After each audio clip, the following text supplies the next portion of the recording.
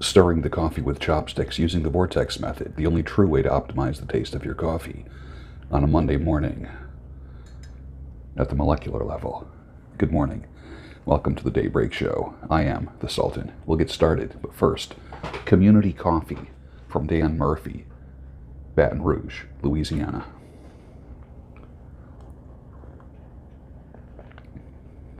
Nice. A French dark roast. I really like it. Add a touch of honey. It was made in the percolator today. Thank you, Dan. Appreciate that. Shirt today is courtesy of Carnivore Aurelius. Beef liver sea salt crunch. You think I'm kidding? I'm not kidding. This is my second bag. I can't stop eating it. Check it out. Carnivore Aurelius. Beef liver sea salt crunch. Grass-fed liver crisps. I'm not kidding you. Nature's original superfood. I'll tell you about it later in the week.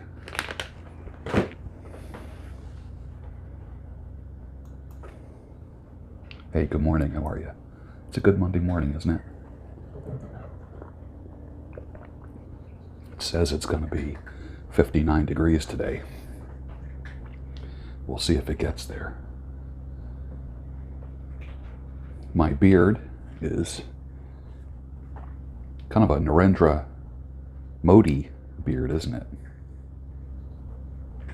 I was watching the speech of our President Trump in India today. I got up.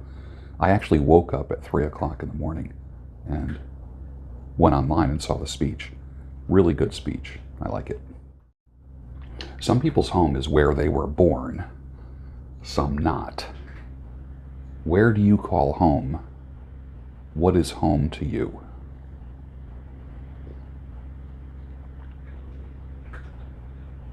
What do you think is the purest country song? No auto-tuning, no rock and roll vibe. What is the absolute purest country song, in your opinion? I'm thinking like Blue Eyes Crying in the Rain by Willie Nelson. He's Got You, or Crazy by Patsy Cline, or For the Good Times. I believe that was Ray Price.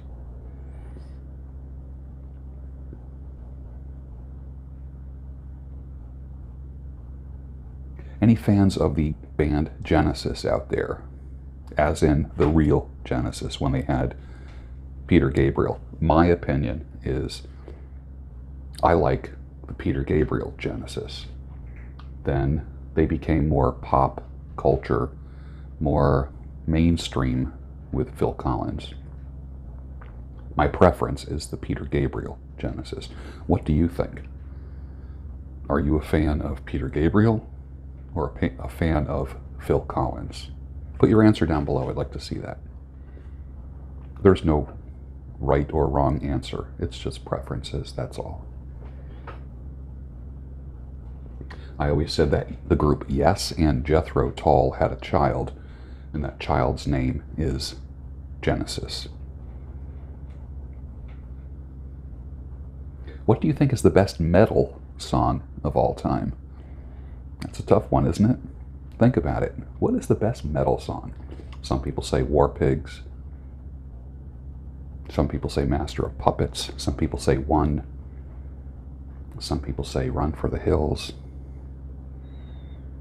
What do you think? What is the best metal song of all time? See, we went from country music to metal.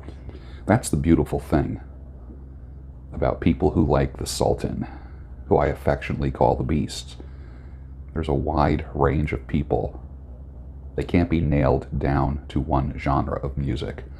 I have fans of country music. I have fans of metal. You know why? Because I'm a fan of country music and I'm a fan of metal. I'm a fan of music. Women fall in love. Men increase their understanding. But that doesn't make a great Valentine's Day card, now does it? Men, falling in love with her will keep you from understanding her. Do you understand me when I say that? It's super important that you do that. Don't let your emotions run away from you. Understand her. Then you will be able to love her. If you love her first, you will never understand her. Hence, as I said 2 years ago, it's better to understand a woman than to love a woman. Women don't want to hear that, but they do love the feeling and the effects of what I talked about.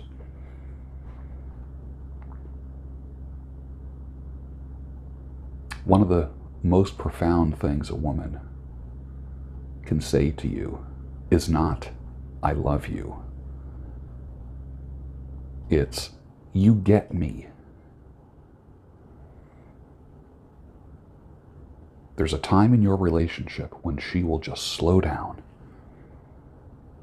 and she will say to you, "Thank you. Thank you. You get me.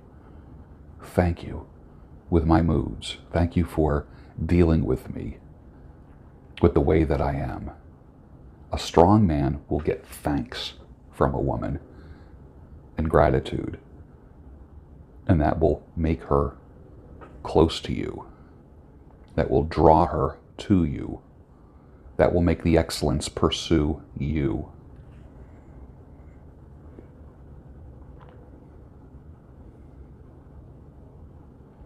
Men want beauty and the promise of future beauty. It's an immutable law. It doesn't change. Women want stability and the promise of future stability. That is why older married women say to their husbands, "You've been good to me all these years." Or when she's describing her husband, "He's been good to me." She doesn't say, "He's been handsome to me all these years." You get it? We're different, and that's okay. All throughout history, men typically go for younger women, not just for fertility, but for aesthetics. For me, I would rather go 5 to 20 years younger than 5 to 20 years older. President Trump, he went 24 years younger, and it's been amazing for him. I can't imagine him with a woman his age. He's 73. I can't imagine him with a 73-year-old woman. Can't do it. And that's no disrespect to his ex-wife, who is now 71. Fess up, dude. Did you marry somebody else's problem? DM me if you did. Yesterday, 10 push-ups. Perfect form. Rest 1 minute, then 10 push-ups. Repeat that until you do a total of 120 push-ups. So 12 sets of 10 with 1 minute in between. Not a bad workout. The key is, like I've had some people say, "Well, I do 20 or 30 at a time." That's not what I'm talking about. I'm talking about 10 push-ups, and not like 1, 2, 3. I'm talking 1, 2. Perfect form. Men are dangerous. There was a sign at a bus stop. Men are dangerous. Another toxic masculinity, anti-man sign. Men are dangerous until a bridge has to be built, a war has to be fought, or shit breaks out in a bar and somebody needs protection. Then all of a sudden, men are pretty darn helpful, aren't they? A fortune cookie that I opened up said, "A good friendship is often more important than a passionate romance." Okay, for a short period of time. But both in the same person is the goal. There are some men who just have a ton of female friends that will never get romance, and they're hoping somehow one day to get a little romance. That's the thing about men becoming friends with women. Somebody always wants a little something more, you know. The guy goes out dancing, takes her out to dinner, they do things together, and then he walks her home, takes her home, and then he, you know, they always have just like a quick little side hug or something like that. And then one day he goes for the kiss, and she goes, "Oh, it's not like that. We're just friends." He thought that he could friend his way into romance. Doesn't work like that, boys. Never did, never will. When people say, "I married my best friend," they only say that after they've had sex with the person and then fall in love. It's never, ever becoming friends first. There has to be passion there. That's what draws you to the point where you want to spend the rest of your life together if you get to that point.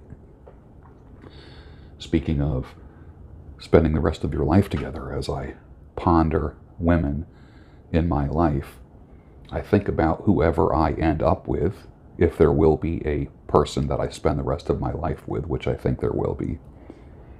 That person is going to be the mother to many. There's a lot of people who consider me their father or grandfather. And a woman better understand that. She better have full understanding that there are people, hundreds and even thousands all over the world, that consider me to be like a father to them, which means that she needs to be the first lady of sanity, clarity, and reason. It's a big task. It is.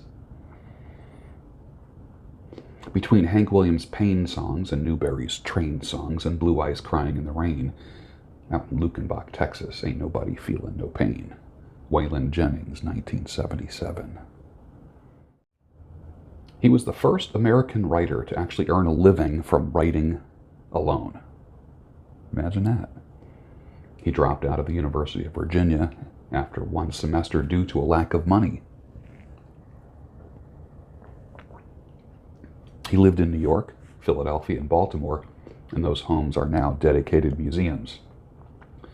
Sir Arthur Conan Doyle said detective stories were dead until he breathed life into them. He created the first ciphers and cryptograms in newspapers, starting in Philadelphia.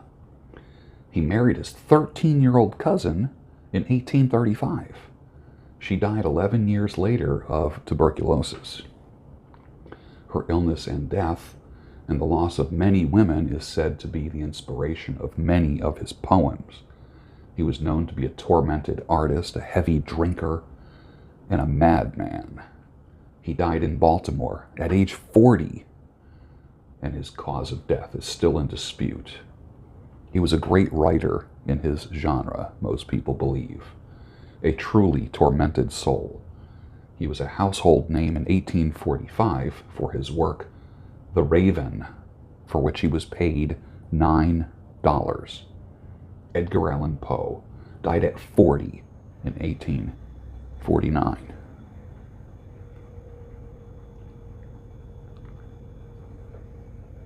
In 1917, an A1 housewife was described in Christopher Morley's book Parnassus on Wheels. I am a connoisseur of farm cooking, I guess, and I've got to hand it to Beulah Pratt that she was an A1 housewife. Her hot biscuit was perfect. The coffee was real mocha, simmered, not boiled. The cold sausage and potato salad was as good as any Andrew ever got, and she had a smoking hot omelet sent in for me and opened a pot of her own strawberry preserve. Mr. Pratt got out his pipe while I finished up on stewed pears and cream and chocolate cake. It was a regular meal. It was cooked by an A1 housewife. Interesting what an A1 housewife was in 1917. I have a client older than me. They lived in a more rural area.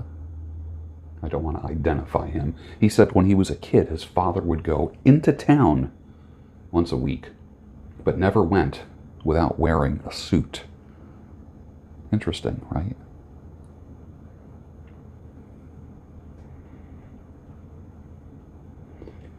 When a visitor came, it was customary that you pardoned yourself for a moment, led the horse to a water trough, pumped water to fill it, tied up the horse, gave it some hay.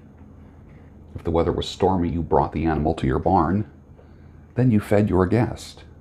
But before you did that, you always had a kettle on the stove or a stock pot with a spigot to dispense hot water. You brought your guest to a wash stand where you provided a pitcher and a bowl, a pitcher of hot water, and a towel for them to freshen up after being on the dusty road. And then you fed them. Life in the early 1900s and before. When you read, always have a dictionary with you, always, or access to an online dictionary. It breaks up your reading session. It helps you refocus and your comprehension increases. Never a downside to having a dictionary with you when you read.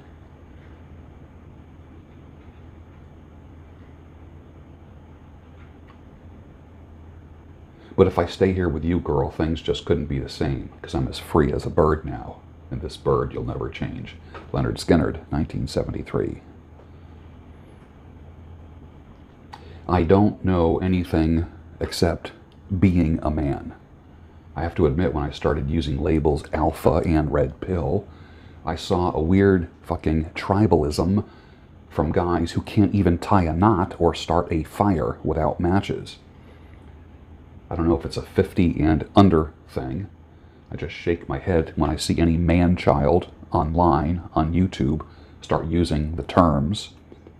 Another reason why I'm walking away from most of the bullshit. It's not the real world. Do you know what is real? Being a father or a mother and taking care of your elderly father or mother. Those are honorable, those are good. And it's truly one of the only things that matters. Let's talk about a kiss. You ready to get a little bit romantic and sentimental? The kiss. It's important because it's the milestone when you start to date. A kiss signifies the start of the relationship. It's the one first that you remember vividly, your first kiss with him or her. It's the official action that says you are now pronounced man and wife when the officiant, the pastor, the minister says, you may now kiss your bride. It's the simple send-off when you're going to work. Before you go to work, you kiss your spouse. It's the flirty, fun thing that you steal when no one is looking. It's the good night action that sends you off into dreamland every night.